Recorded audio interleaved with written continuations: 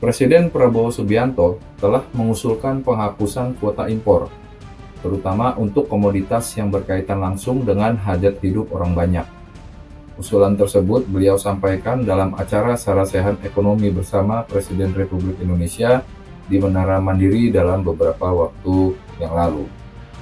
Presiden Prabowo menilai bahwa kuota impor yang diterapkan selama ini itu sering menimbulkan ketimpangan dan mempersempit akses pelaku usaha untuk terlibat dalam rantai pasok nasional. Dan juga kuota impor justru dianggap menambah kompleksitas dalam transaksi perdagangan yang berujung pada ketidakpastian. Sebelum kita lanjutkan pembahasan mengenai kuota impor ini, kita bahas dulu teorinya. Apa sih itu kuota impor? Jadi kuota impor adalah batasan kuantitatif yang diberlakukan oleh pemerintah terhadap impor suatu barang atau suatu komoditas. Kuota ini dapat dalam bentuk kuota kuantitas atau jumlah maksimum barang yang dapat diimpor, atau kuota nilai, yaitu nilai maksimum impor dalam periode waktu tertentu. Kuota impor seringkali diterapkan bersamaan dengan tarif bea masuk atau pajak impor. Hanya pihak tertentu yang diberikan kuota impor oleh pemerintah yang dapat memasukkan suatu barang atau komoditas dari luar negeri ke Indonesia. Lalu, apa tujuan dari kuota impor ini? Nah, tujuan dari kuota impor itu adalah yang pertama, melindungi industri dalam negeri. Salah satu tujuan utama kuota impor adalah melindungi industri dalam negeri dari persaingan yang tidak sehat dengan barang impor yang lebih murah. Dengan membatasi jumlah barang yang dapat diimpor, pemerintah dapat membantu industri dalam negeri untuk tumbuh dan bersaing secara efektif.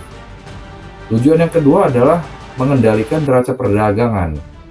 Kuota impor dapat digunakan untuk mengendalikan defisit neraca perdagangan negara. Dengan mengurangi jumlah barang yang diimpor, pemerintah dapat mengurangi pembayaran valuta asing dan menjaga keseimbangan antara ekspor dan impor. Kemudian tujuan ketiga, menjaga stabilitas harga. Tujuan ditetapkannya kuota impor yaitu pemerintah dapat menerapkan kuota impor untuk menjaga stabilitas harga dalam negeri.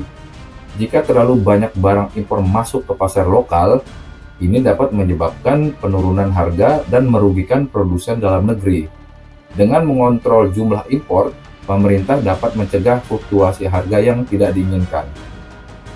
Tujuan yang berikutnya, memastikan ketersediaan komoditas strategis. Kuota impor juga dapat digunakan untuk memastikan ketersediaan komoditas strategis dalam negeri. Jika suatu negara bergantung pada impor untuk memenuhi kebutuhan dasar seperti makanan atau energi, pemerintah dapat mengatur kuota untuk memastikan pasokan yang memadai dan menghindari kelangkaan. Tujuan berikutnya, mendukung industri lokal. Jadi pemerintah dapat menggunakan kuota impor itu untuk mendukung industri tertentu yang dianggap strategis atau penting bagi pertumbuhan ekonomi. Ini dapat melibatkan pengalokasian kuota khusus kepada produsen dalam negeri atau peningkatan tarif bea masuk untuk barang impor yang bersaing dengan produk lokal. Kemudian tujuan yang berikutnya adalah kontrol kualitas dan keamanan. Kuota impor juga dapat digunakan sebagai alat untuk mengontrol kualitas dan keamanan produk yang masuk ke dalam negeri. Dengan membatasi sumber impor atau mengatur standar tertentu untuk barang yang diimpor, pemerintah dapat melindungi konsumen dari produk yang tidak aman atau berkualitas rendah. Kita lanjutkan pembahasan mengenai wacana penghapusan kuota impor ini. Kebijakan penghapusan kuota impor ini dianggap sebagai bagian dari strategi pemerintah untuk merampingkan birokrasi dan memberikan kemudahan kepada pelaku usaha. Selain itu, penghapusan kuota komoditas impor ini juga katanya bertujuan untuk memutus mata rantai harga yang membuat pengguna akhir atau end user itu seringkali mendapatkan harga yang tinggi. Presiden Prabowo menilai kuota impor yang diterapkan selama ini itu sering menimbulkan ketimpangan dan justru mempersempit akses pelaku usaha untuk terlibat dalam rantai pasok nasional.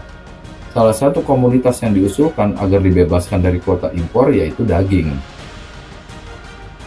Namun, di balik niat mulia pemerintahan Prabowo tersebut, perlu dikaji lebih lanjut terkait kebijakan penghapusan kuota impor tersebut.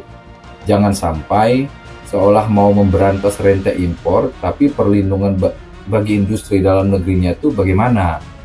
Ini harus jelas dulu, karena industri dalam negeri jelas harus dilindungi oleh pemerintah. Rencana penghapusan kuota impor mesti lihat-lihat kondisi di global juga. Jangan saat dunia sedang panas oleh isu perang dagang saat ini, malah kita buru-buru menghapus kuota impor. Bisa jadi nanti malah Indonesia jadi tujuan impor dari berbagai negara yang menghindari Amerika. Kan kalau begitu jadinya blunder namanya. Pemerintah juga harus mempunyai beberapa pertimbangan terkait kebijakan penghapusan kuota impor tersebut.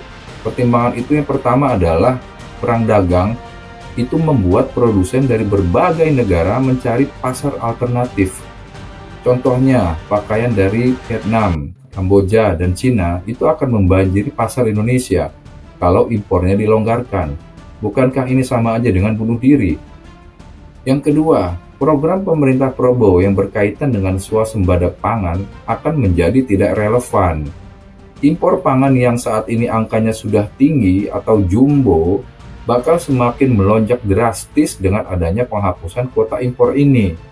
Buat apa coba bikin food estate dan membangun waduk kalau pangan impor makin deras masuk?